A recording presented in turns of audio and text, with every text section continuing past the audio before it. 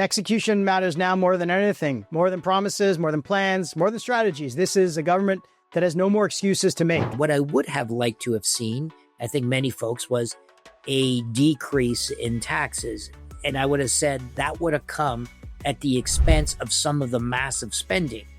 And the decrease of taxes, as an example, Matt, you and I had talked about the capital gains rollover to reinvest in Canadian qualified investments. It's not up to the opposition to support the government carte blanche. It's up to Mr. Carney and his House leader to figure out how to get those votes. If this government can't get a budget passed, it's because they couldn't get it passed.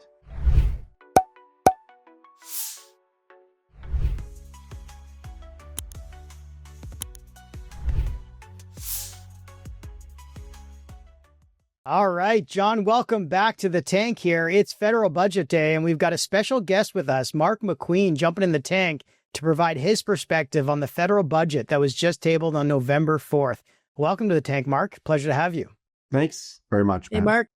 Okay, well, Charlie. Listen, guys, I mean, we've got this budget that was finally tabled titled Building a Stronger Canada, obviously emphasizing productivity, infrastructure, defense budgets, innovation. $1 trillion in investment over 5 years is the headline, including a $500 billion investment from the private sector. We'll get into those details later. Obviously trying to boost GDP back over 3% to 3.5 by 2030. And there's a lot of different fiscal discipline measures also, reducing 40,000 from the public workforce. But the big headline I think that everyone was grappling with was the projected deficit of just over $78 billion, approximately a 44% increase over the last year's spending. 56 is where they hope to end it by 2030.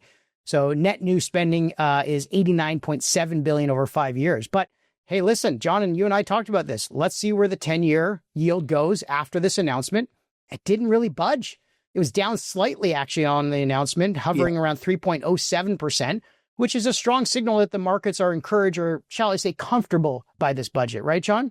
Yes. In fact, I think they had expected a 50 bips, perhaps, increase in the long-term bond rate. But yeah, I was surprised. I've been looking for comments from the bond markets. You and I, Matt, said it's the bond markets to be focused in on, and you know the reaction, frankly, was positive. Exactly. I mean, obviously, we've got the Bloc and the NDP not too happy with this, but that's expected. The Bloc leader, Blanchet, calling it a red conservative budget. Mark, what was your initial reaction to the budget and all the headlines swirling around on this one? Well, I had hoped that the minister had announced that he'd fired a speechwriter a few months ago and just borrowed Bill Morneau's speech from 2016, because the themes in that speech at the beginning of the Trudeau era, you know, creating a better middle class, and every Canadian gets a chance to get a shot at a home and a career and whatnot, and getting back to some new normal in terms of debt to GDP or whatever in 4 or 5 years. You know, it's the same theme. Here we are now, 9 years later. I listen to you guys talk about the 10-year bond. You know, I don't think it works like that. I think that the market pays attention to a bunch of different data points, and then one day everybody gets a bad feeling. And I think the news yesterday might have been the Trump tariff excitement at the Supreme Court, and the questions that the judges there were asking of Trump's Solicitor General and his lawyers.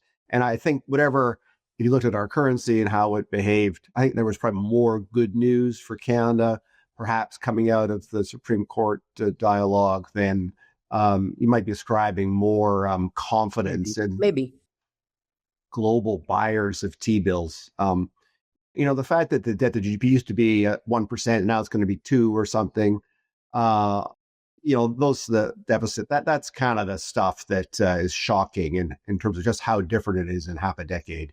And frankly, how ready this generation of politicians is to spend other people's money to satisfy the 60 up crowd by increasing the OAS by $20 billion. If a couple who are making $180,000 and who are retired are going to get an $18,000 boost the next few years of taxpayers' money, they don't need that kind of of additional shot in the arm financially from taxpayers' money.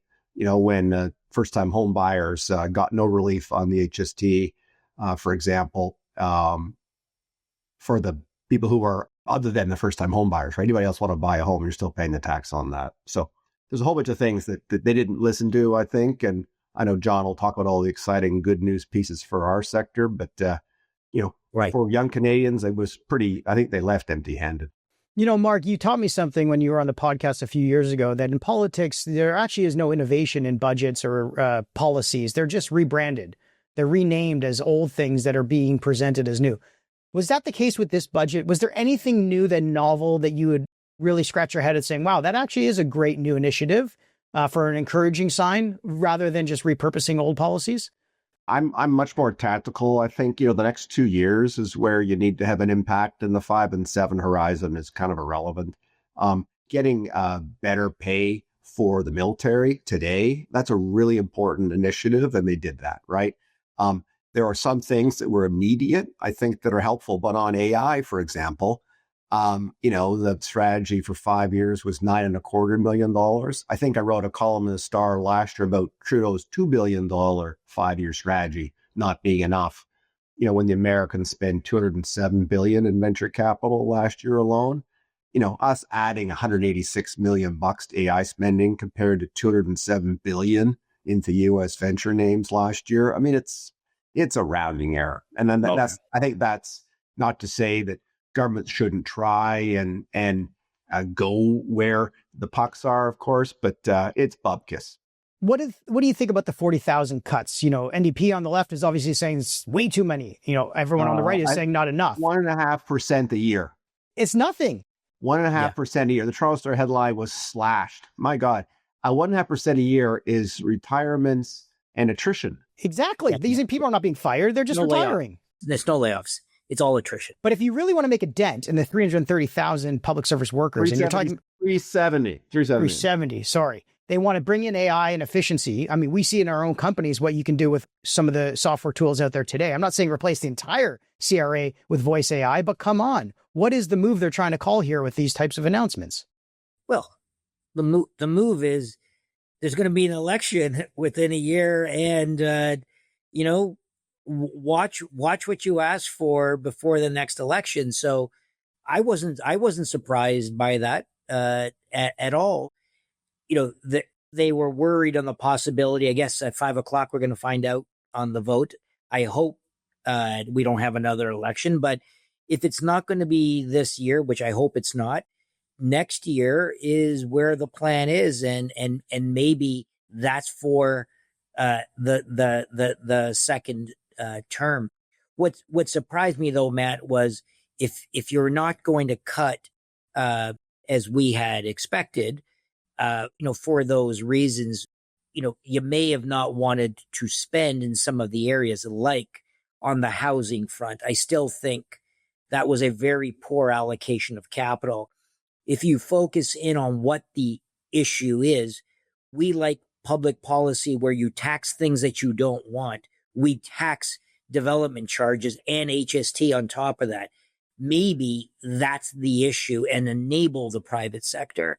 So, and that was $13 billion of it. That is something. And I know they promised that, during the election, but that area there is one example of your spending envelope was very high on certain areas. And you had, I know it's a small amount, but you had the CBC in there. You had the media fund, et cetera. In a time that we're essentially bankrupt, I would have preferred those not being in there either. No, absolutely. I mean, let's talk about the encouraging things, Mark. There was obviously the proposals on the streamlined shred credits, upfront technical approval, streamlining the review process, basically by eliminating unnecessary steps. You've had announcements to come to launch an accelerated pathway for the H-1B visa holders, transformation of the Interchange Canada, now rebranded Build Canada Exchange, basically trying to bring 50 external leaders from the private space into the public service domain. And then the biggest standout I'd like to get your thoughts on, Mark, is this sort of thoughts around boosting the private sector's investment of $500 billion. But everyone's talking about the execution of this. How does this likely play out over the next couple of years, in your opinion? It won't. $500 billion of the private sector or pension plan money into what exactly? I mean, the Windsor Bridge is a P3. There'll be certainly private sector bonds and equity that went into that project. Those are P3 projects are examples of how money can go into, call it, a public asset. This notion of recycling assets by letting the three of us buy the Calgary airport for $30 billion. And then we give the government $30 billion and it recycles that capital, right? Let's ask ourselves, how does the private sector make money on that $30 billion? Either we cut services so that the earnings will grow. We raise the airport improvement fees by $5 per passenger, which is a tax increase on the passengers from yesterday. Or we allow more flights, which in theory means you're flying between 12 p.m. and 6 a.m. So the neighbors there who might be used to 30 overnight slots now see 80 for more cargo to land, and we charge landing fees for UPS and FedEx or whatever. How you can sell an airport for the value that the discounted cash flow value of that business, and have the private sector make any money requires people to pay more. And I think that's no one's being honest about that, or else you just cut costs. And if Pearson is awash in waste, well, then we, the GTAA board, the people representing us taxpayers, those folks should be cutting costs. Right? If it's that easy, you can't cut security, you can't cut the screening people, you can't cut the guys who wave the flashlights on the pay, you can't cut the baggage handlers, you can't cut the NAVCAN fees because NAVCAN's a whole separate arm of the government. So that $500 billion is predicated upon stuff which I don't think taxpayers and voters have any idea what it means for them. So it's Mark, you've seen this movie play out. You were chair of the Toronto Port Authority, obviously with Billy Bishop, and building the underground tunnel. Great. P3s are great. That tunnel did not exist. Now it does. That's how the private sector, the public pension plans can help grow this economy. But recycling assets is just a code name a la the 407, right? That's a perfect example of recycling an asset, right? It got sold by the government and it's now worth 10 or 15 times was when the taxpayers got their $1 billion, whatever was the time. Obviously. John, what do you think here? Because the infrastructure budgets continue to balloon here. Infrastructure Ontario, I heard, is awash in money, and they still can't get a lot of things done in this province. And it's all going to consultants' fees, basically. What do you think will happen here? Well, I'd say, a couple of comments on the infrastructure front. First of all, exactly what Mark said is, what's the difference, say, with Canada versus Australia, where Canadian pension funds actually, I last time I checked, had more assets there. It was because the Australian government had created policies and a opportunity from a profit-making perspective. And, the question is, from a policy perspective in Canada, are we going to have the intestinal fortitude to have this perception that taxpayers are paying twice? They're paying for the build of, you build a highway and taxpayers expect, well, it's built, it's for free, and they forget the OpEx of operating that highway over the next 20 years. That's where the user fees all of a sudden come in. And so, having the public understand that these models will have to be created is really the tough part. And if those things do happen, I'm sure the pension funds will invest. It leads to a bigger question of capital formation in this country. What I would have liked to have seen, I think many folks, was a decrease in taxes. And I would have said that would have come at the expense of some of the massive spending. And the decrease of taxes, as an example, Matt, you and I had talked about the capital gains rollover to reinvest in Canadian qualified investments. That's an example of using not pension fund dollars, but individuals and unleashing capital to make investments. I would have liked to have seen that more so on this budget. Maybe it's going to be on the next one. I don't know. But I would say let's counter this on the bright side. You know what I characterize this budget? This was, and I saw Minister Champagne this morning. This, in my view, was the FinTech budget. And on the FinTech front, particularly open banking and the stablecoins, here's an interesting thing. Those two, and by the crowd that was there, was absolutely thrilled with what was announced. Now, again, devil's in the details. Both those proposals cost zero capital, absolutely zero. And what it is, and this is where I believe the role of public policy is, enable the private sector to do its thing, get out of the way, and enable it and unleash it. On the FinTech file, they did exactly that. I would like to have seen that, whether it's the housing file or other files.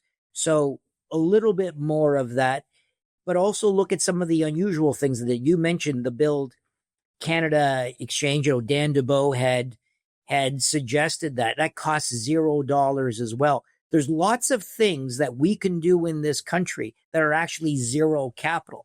I actually find when you start throwing around capital, this is what the last 10 years did very, very badly. The problems are so complex. It was easy to cut a check. I think it's harder to do what Champagne just did on open banking and on stablecoins. I love that point. I'd say instead of throwing money at the problem, John, you're actually throwing policy and people at the problem, which is kind of what we try to do in tech companies because you don't always have the money as maybe Correct. some large governments or corporations do. So just to throw some numbers at people. So the AI and quantum budget was $925 million over 5 years. This was for the sovereign public AI infrastructure, including $800 million for AI compute, plus another $330 million for quantum tech, right? You've got the defense tech budget, $6.6 billion. This is mostly for NATO, including $1 billion for defense and security business mobilization programs, BDC offering loans for defense tech of $650 million for dual use purposes. But then you got the IP one of $100 million. I know that's a drop in the bucket, Mark.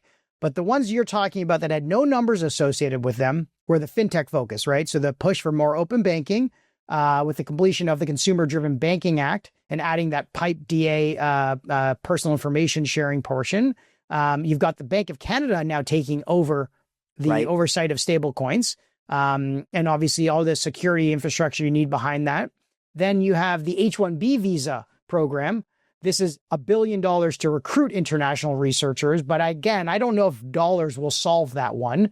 And then you've got the Build Canada exchange. Mark, what did you think about this sort of first non-money-driven policies initiatives coming out of this budget? Open banking is something that I've tried to get my head around for many, many years. There's hundreds of billions of dollars been invested in creating a robust cyber protected system of our information, right? Where our you can check your account right now and your money is there and you know it's there. And if it gets ripped off, Bank X has tens of billions of dollars of equity to back up that $2,000 that you might have had stolen because somebody compromised your passwords. I'm thinking about this crypto exchange that had the FinTrack fine last week, $178 million or something, right? They had 2,500 transactions involving terrorism and child trafficking or whatever that happened before anybody noticed. And the fine sounds massive because it's 8 times bigger than the most recent large one, which was 20 million. Won't be recovered because there's nothing to get back from this business that's gone bankrupt. And sounds, looks good from a headline standpoint, but I'm not sure how consumers are better off, right? Whatever fintech stands up and says, I want access to John's information. John, I want to be able to go to your bank and find out, your credit rating and if you're a good client and whatever they need to do to give you blank, right? The foreign exchange, currency, pricing, or wiring money around the world without paying a correspondent banking fee of $10, whatever it is, right? I'm not sure what stands behind that. And the challenge, I think, for our industry is the value proposition. You know, the swipe fees, whether you're a fintech or not, are still 2.5%. They got to make their money somehow. They're not going to do it for free. Not under the stablecoin stuff. That's going to drop. Well, right. So, okay. So let's talk about stablecoins. So I'm going to launch a business tomorrow. I'm going to put $1 billion into a JP Morgan, right? And that I'm going to issue $1 billion stablecoins to allow people to do 24-hour transaction settlement between companies on the weekend. This is all good. All right. You're relying on me that $1 billion is there. But it is already, no, but that's where the tokenization. That's the part that I think works until it doesn't. Yeah, but you see, but that's where the term stablecoin is so it's really a misnomer. What it really is, stablecoin is the wrapper. It's really the tokenization of the deposits that already exist in the system. One for one. But you have to have that tied to something. Yeah, you're just having it. Yeah, that's why it's just a digital US dollar or a digital Canadian dollar that has to be sitting in the bank account one for one. And the Bank of Canada is going to own that. Mark, if we do this right, and I'll put the capital if, it actually, from a cost of living perspective, it does add back maybe 200 to 300 basis points of costs in financial transactions. Your point is, well, where does that go? Because are the banks, going to voluntarily give that up per se? Well, the answer is they're going to have to make that up by more massive volume of transactions. Yeah, I'm not worried about that at all. What I'm worried about is the same people that started that company that just got fined $178 million. I agree. For AML and for being involved with terrorists and child predators happen to do a stablecoin business instead. Right? Yeah, and how a consumer, right, in Stony Creek can tell the difference between that crypto exchange being backed by fraudsters and this open banking stablecoin business being backed by good people who are trustworthy, and that capital that they've transacted is actually JP Morgan in New York City and not in Cayman in their account. FTX was the most incredible global phenomenon. It turned out to be, but Mark, let's not conflate one massive blow up in the crypto market with a stablecoin individual business that only does stablecoins. They're not doing anything else. The value proposition is not clear. Okay. Saving money, speed of transaction, 24-hour settlement, all that I'm in favor of course. If the TD Bank is going to lose some money on credit card transaction fees, they'll find some way to make it up elsewhere. That's exactly I'm not worried about the dividend, the TD Bank. It's a lot of international payments and SWIFT payments and stuff like that we actually are losing out on because USDC is the predominant stablecoin payments. John's paper made that makes a lot of sense, I think. No, John's paper made a compelling case for why the Canadian industry needed to have a role, whether that's the TD Bank or whether that's a startup, will be worked out by the market. I'm just concerned about how consumers are going to be protected in this instance. Yeah, it's a fair point, Mark. Next month, the draft legislation will be released for consultation. We've already had a number of the discussions and really trying to build trust into the system, both for consumers. But I take your point that if we can build and the government is aligned on this, the most trusted system in the world, could Canada become the new Switzerland of the DeFi world? I think it's very, very possible. The Genius Act has a number of holes in there that they think that they're covering up, and I think that's going to change slightly. But Canada is going to go to ultimate trust. But I agree with the devil's in the detail. The one interesting comment I have to say, Matt, that Francois Champagne said today in a speech to largely the fintech community in Toronto was he admitted that Canada was failing in its open banking, and is playing catch up. But he made an interesting comment that, and now with the stable coins, we believe we're going to jump ahead. It was an interesting comment. It got lots of applause or positive thoughts in the room. And again, from the fintech perspective, folks have been waiting for 8 years, and if this is the breakthrough that we hope it is, I'd say that was what many people were calling it. This feels like the fintech budget. Yeah, absolutely. I'm glad that they're putting the foot in the right direction here. But just to set the stage, Tether has generated more than $10 billion in profit through their first 3 quarters of this year, and it minted $17 billion in additional USDT. That's their stablecoin, highlighting their giant leap ahead of everybody in the world. So let's just keep that in perspective.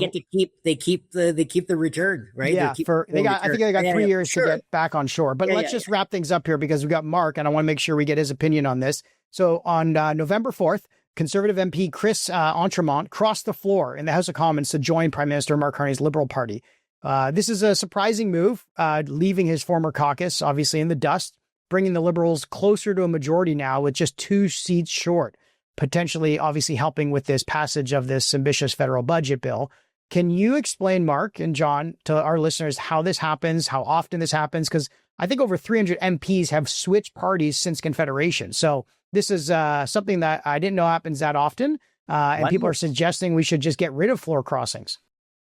Belinda Stronach quit the Conservative Party one day and became a Liberal cabinet minister or something for a few hours. And, people will do whether they work at a company or they work in a government or, opposition caucus, they'll do what they think is best for their career. And this is all that happened there. Sometimes you quit because you're fed up with the leader. Sometimes you quit because your constituents have moved away from you and you're trying to keep your job next time. Scott Bryson, between the time that Scott Bryson was fundraising to run for the leadership of the PC Party of Canada and the time the checks cleared at the cocktail party that McFadgen's had in Rosedale, he quit the party and went to become a Liberal. He'd been running to be leader in the time frame the checks cleared. That was 20 years ago. People will do, and that's a case study. In Mr. Bryson's case, they'll do what's best for them that day. And to make it, to ban it, I think would defeat the purpose. Democracies are going to have these moments. And what does it mean? It means that person did what was best for them. And it's no more complicated than that. And it's not a pox on Pierre Poilievre's house, and it's not a pox on the leader of the day as much as it's what that person who ran for deputy speaker, didn't get enough Conservative votes, didn't win, and then they quit or whatever happened. But that pattern is hard to ignore in that case. Yeah, Mark nailed it. This has everything to do with, I don't know this MP, but I will bet you anything that they looked at the next election, say within the year, and knew that they would lose in that riding and made a calculated decision to save their own skin.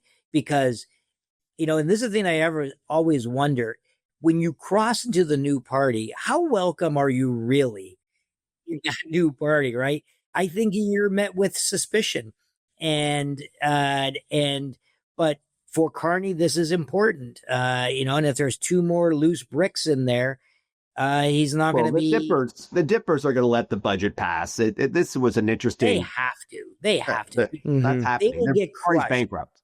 They've got no choice. If they try to oppose this is my view, is Canadians do not want to have another election. Absolutely not. No chance in hell. Absolutely not. And if you try to do that, I think my guess is the public will crush the opposition to say, we didn't want it.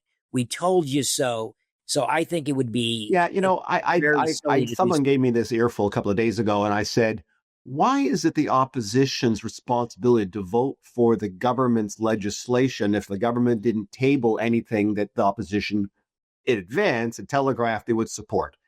That, John, I disagree with you. It's not up to the opposition to support the government carte blanche. It's up to I agree. Mr. Carney and his House leader to figure out how to get those votes. If this government can't get a budget passed, it's because they couldn't get it passed. That's not on the NDP's head. Now, it might be in their interest to let it pass because the alternative is worse for them. But I don't think it's up to the government of the day to get the votes. I hear that, but this is about politics. And if the public doesn't care on the subtleties of the process, Canada is in a dogfight. And I just think that it will be viewed and be positioned as the opposition not caring about Canada and putting Canada again into another blender on here is all I'm just saying. I just don't think it's prudent. I don't think it's prudent from a political perspective, but I hear your point. Yeah, Joe Clark, Pierre Trudeau in 1980, he didn't suffer because he didn't support Joe Clark's budget when John Crosby had tabled that. I just maybe if we had Trump there, maybe he would have. No. Obviously, Trump is obviously can be blamed on everything, but fair or not. Yeah. Well, listen, gentlemen, execution matters now more than anything, more than promises, more than plans, more than strategies. This is a government that has no more excuses to make. They have to act fast, and we have to see if this budget can meet that test, and hopefully the Liberal government's seriousness to make these ideas turn into action. So thank you both for joining us in the tank today. Thank you. All right. Bye-bye.